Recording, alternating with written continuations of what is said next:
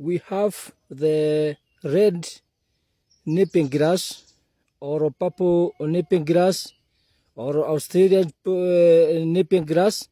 So this is the time for planting, and I think and every farmer should start planting during this rainy season.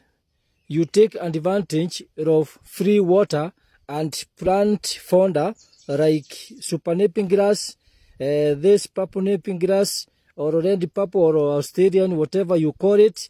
And don't forget that there is bradycardia you can plant also. Don't forget to plant giant cytherea. Don't forget to plant super napier grass, and don't forget to plant super cavine. These are the founders that are making dairy farm to successful. So this is the highest time you should do that, and thank me later. So you can do your order right now, and it will be delivered on time. Thank me later.